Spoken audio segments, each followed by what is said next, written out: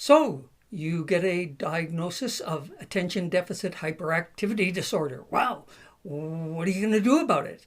You could go to pieces, that's a popular one. You could curse the universe. I spent months doing that.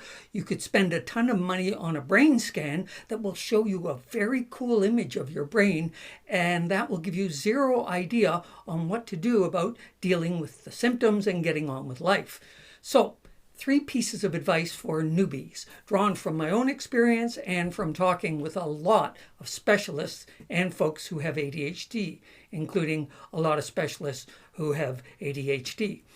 Okay, number 1, always be open to learning more about ADHD and yourself. The research into ADHD and the brain in general is ongoing. It's dramatic. Things like the effect of diet is drawing a lot more attention lately. But also keep noticing or learning things about yourself. Keep noticing the things that you could never explain, but now maybe they fit into the diagnosis, into your version of ADHD. For me, it was not liking to go to the beach because I didn't know why until I realized it's the sand causes this overwhelm.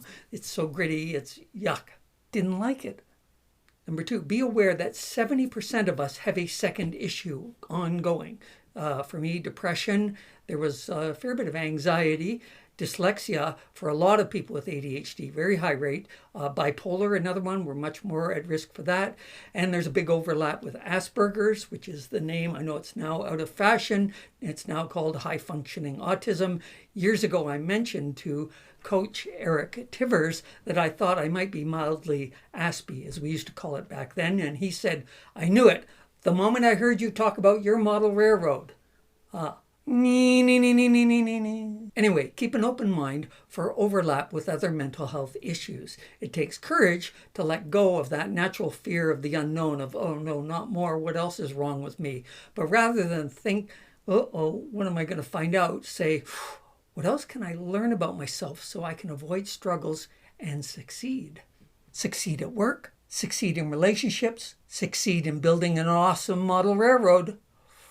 Third, don't take on 40 new ADHD strategies at once, even if they're all good ones. It's easy to do in the early days when you're impatient for change, you're flush with excitement over this, and you're getting hope. So you're eager to try every new tool and strategy and app because, well, you have ADHD, and that enthusiasm, call it over-enthusiasm, can lead to overwhelm. It's like, okay, say you wanted to increase your brain power by learning to juggle, and also learning French, and also learning to ski, all good for the brain. But trying to master the parler français while juggling and skiing down a slalom hill, that means one's going to interfere with the other and make them not work. So one change, one new tool, one new trick at a time. Introduce one practice and then work with it. And I always say mindfulness meditation is a great one to start with. I'm Rick Green. I should have said that off the top. Thanks for listening. I hope that was helpful. If it was, do like and share. And if you want more, follow me.